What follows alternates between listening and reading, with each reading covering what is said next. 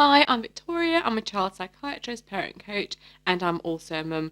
And today I'm doing a video about everyday sensory needs, really. We all have some sensory needs, but for some children, sensory needs are a little bit more acute than others. And actually, if they're not met, it can cause them a lot of distress. It can lead to all kinds of behavioural difficulties or emotional difficulties. And actually, just noticing those things and picking up on them can be a really big thing, can really make a huge difference to how your child functions. And of course, I'm not a specialist in this area, and if you do need some more specific advice, please do go and see a specialised occupational therapist who is specialised in sensory issues, because they'll be able to give you much more in-depth advice. This is much more just about being aware of these things and just starting to notice whether your child might have some sensory needs that at the moment maybe aren't being quite met. Please do and come and join my community group on Facebook. It's a free group. It'd be really great to have you there. If you do have some specific questions, especially after watching something like this, do come and ask me. I always love to get questions from people who listen to my videos. And of course, please do subscribe to my email list. There's now some extra free videos on there available to subscribers, and you'll also get the videos and the blog articles that I do weekly in your inbox so you don't miss anything. Right, so let's talk about sensory needs.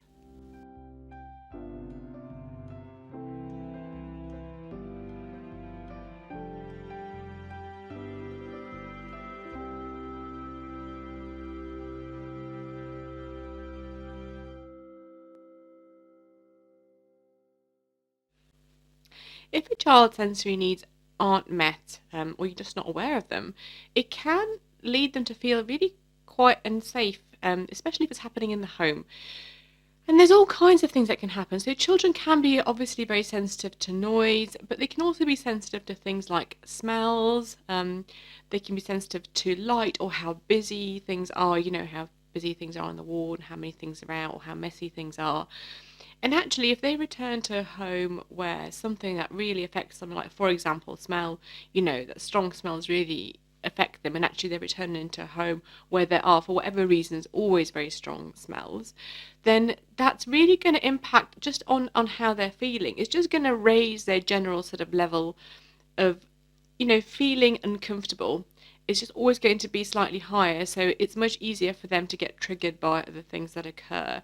So if there are things that your child is very particular about, and sometimes our children will say, oh, I think I'm very fussy about food, I don't like spicy things, and you might be giving them something that you really don't think is spicy at all, but they're saying, oh, even this is too spicy, and sometimes we just say, oh, no, it's not, because actually we're going on what we experience, but they may be much, much more sensitive to something like that. So it is important that they know they can say those things and they will be taken as they are. They're not just being fussy. And similarly with smell, sometimes children can be so sensitive to them. And we go, oh, well, I can't even smell that. Like, that's not even strong. But for them, it's really strong. They might want to sort of sit away across the table from something they don't like the smell of. And we sort of feel like, oh, they're just making such a big fuss. But that actually invalidates what their sensory experience is. So if you do have a child who regularly does that, that's maybe just how they are. Maybe they just do have particular sensory issues, and we have to support them in not overcoming that, but kind of providing them an environment that they're okay in, rather than trying to get them used to something. They might get used to things over time, but it's quite a lengthy process. And initially, it's just about helping them feel safe and helping them be okay where they are. And if that does mean they have to sit away from you, or if that does mean that they get, very, very plain food, and that's just how it is, that's how it is, because you meeting that need will help them feel safe at home. And that kind of validation of whatever it is they're experiencing is part of the sensitivity, because sensitivity is about being where your child is at, understanding where your child is at, rather than imposing our own experiences on them. And it might, we might have a completely different sensory profile to our child. And it might be that we're able to tolerate really high, thresholds of spiciness, for example, because we've spent years building it up, or because we were always like that, or because we actually really enjoy that. We're actually sensory seekers, really enjoy lots of sensory input. Whereas your child might be very sensory avoidant, might really not want that kind of input. So actually imposing what we think is okay onto them is likely to make them feel as I said, invalidated. And really, with the sensitivity, it doesn't quite fit. So, if you are being sensitive to where they're at with sensory stuff, it's really about taking their word for what they're experiencing rather than making an assumption that they're being fussy, and just saying, okay, well, that's where you're at, what would you like, or how should we do this, and showing them that you are listening to them and that you are responding to it appropriately, not making a big fuss about it. That's what you like, that's how it is, all right. And there's also a degree of sensitivity in how much you might encourage your child to go a little bit further and try, something a little bit different. Because actually expanding sensory experiences is okay. Just because your child maybe has a very limited things, palette for what they'll eat, doesn't mean you can't ever support them to try something different.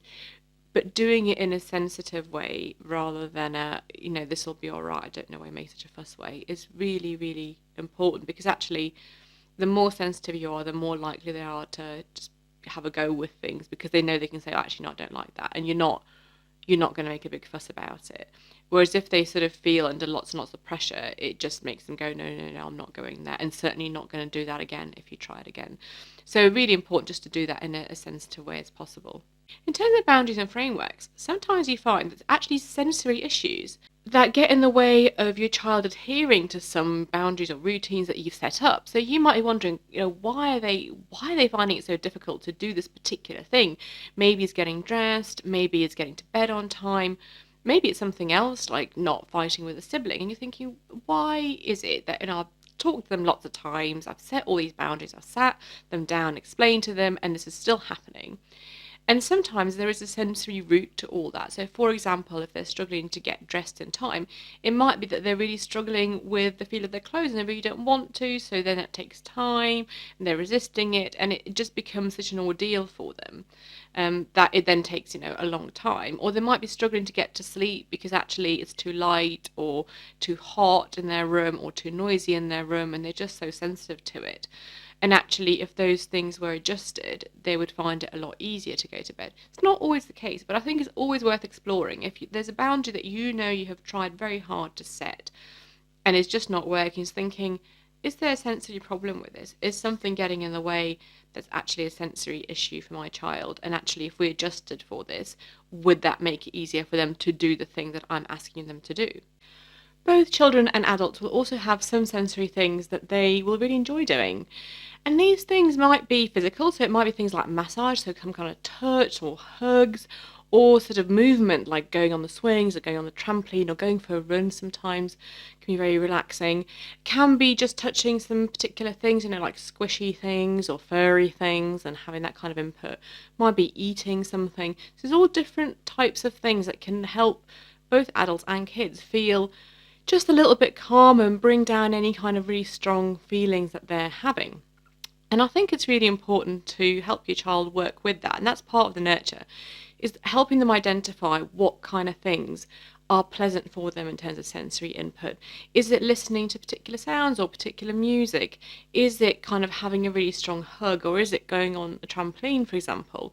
Because if they come in from school and they've had a difficult day or they're feeling stressed or worried, them having something they can do to help relieve some of that stress will really stand them in good stead for the rest of their lives if they've got some particular things that they know they can use.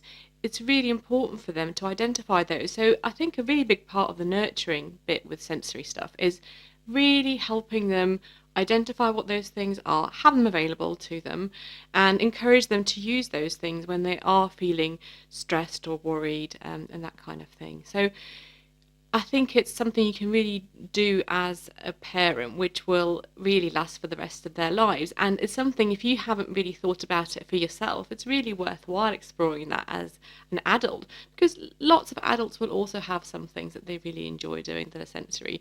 And sometimes we don't sort of fully think of it. But if we do, we can make sure that those things are also available to us so we can bring our own emotions, down to a more steady state too.